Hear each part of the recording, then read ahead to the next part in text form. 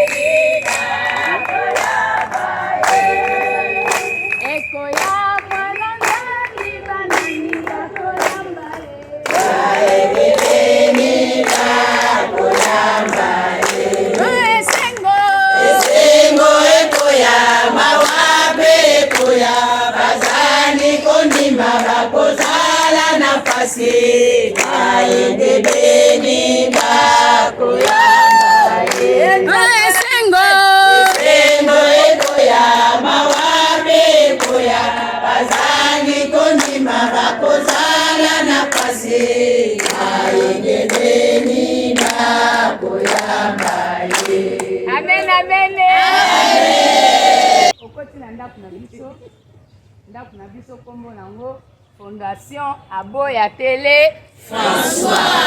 Ba onyo somoni boye baza ba mama ya Fondation Aboya Télé François. Ba représentant ya chaîne o ba yo pesa trophée et pas papa Aboya Télé François oyo papa ministre akoyi komona pona ba œuvre na ye pe akoyi kobosa na kayete tango azolala. Mbote somela likambo ebandi boyete tolobaki biso otie makolo na biso esika oyo malamu ezali komona biso boye eza pamba te toyeli bino kado po fondation eza ya kala nde mokonzi awuti koloba awa alobi ke ayebi papa Abola kala tobandi na ye kala totali toyebi te bamosusu bazozwa boni ye moto aosala solo boye amerite te komesa nini amerite biso tozali magazine bino du travail nde nalobaki na ebandeli tozali magazine oyo epesaka badiplôme to eprimaka bato nyonso basalaka mosala bango na ndenge ya malamu yango wana mpo na mwa bamama oyo tozali mois de mars moi ezalaka beaucoup plus ya mama balobi mama nde atombolaka eko mama nde atombolaka eko asimi fondation Aboya Télé bamama nde asimi fondation Aboya Télé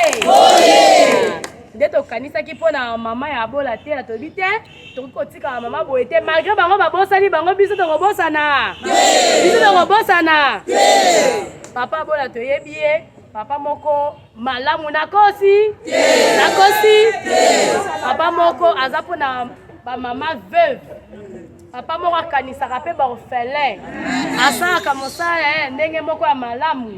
papa oyo atie boulangerie na disposition ya mama ya bana mboka lipa oye opa papa Abola kozanga lipa soko ozangi kisi oye papa Abola kozanga kisi totai na bolamu nizo papa Aboya asaleli biso toyebi te amérité azwa ata diplôme oyo ezala oyo ekokanisela ye oyo banda kotala kanisa lobi te mosala na nga kame bato kote mosusu basalani bareconnaîtraka yango n'est-ce pas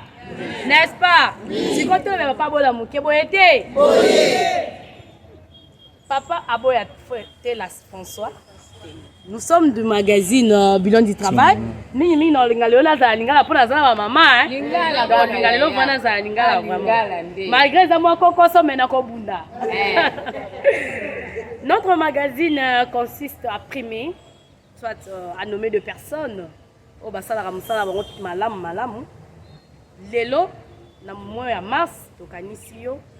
déjà pona ba mama veuve na ba orphelin to rolobela te. Pona mboka oza papa moko malamu papa wazaka pona bano ya botité mais to benga ngo les enfants bana libanda dokota bana libanda pas biologique azwa bana libanda bakoma bana na ye pas orphelin za pasi na ye totali na nyonso wana nde tolobi ke photo primer mais oyo kozwa lelo za kwa symbole papa Boya tellement ko sali mingi depuis 2011 ovando kanga maboko te eze loko ekotinda otina 2028 soko talo lobi te fona continuer soko talo lobi te bato ba eko réveiller e kozalaka na sima mokongo na soko balu ko lobi fona continuer so ngako lemba otalo lobi te fona continuer horloge nanga montre nanga yango yango toye nango moi toloba mingi ezali te po toza pe na mopaya mosusu yango tokobenga le coordonnateur du magazine Bilan du Travail aleka na surprise na biso mais mama kuna bokobeta maboko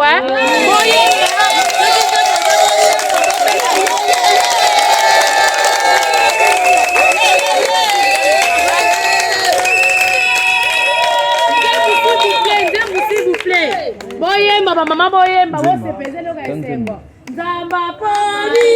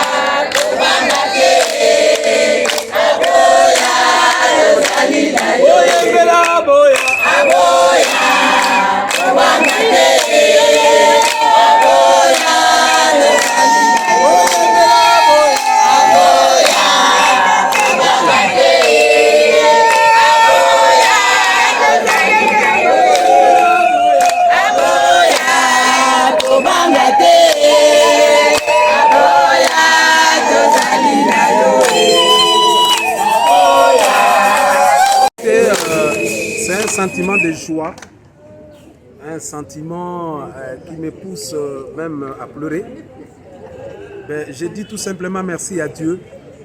parce que c'est lui qui a voulu à ce que ça se passe tel que nous le vivons maintenant. Nous ne faisons que remercier le Seigneur parce qu'il nous a primés et ce n'est pas la première fois. Et je sais que ça continue et que la Fondation Aboya Télé François va aller de très loin. Vous savez, quand vous avez des signes pareils, ça prouve à suffisance qu'il y a quelque chose qui va bientôt arriver. Je crois, pour terminer, pour ne pas monopoliser la parole,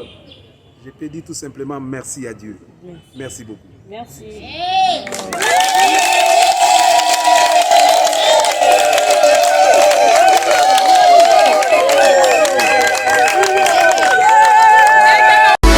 Babina sali pour ngani tanga masolo boucle.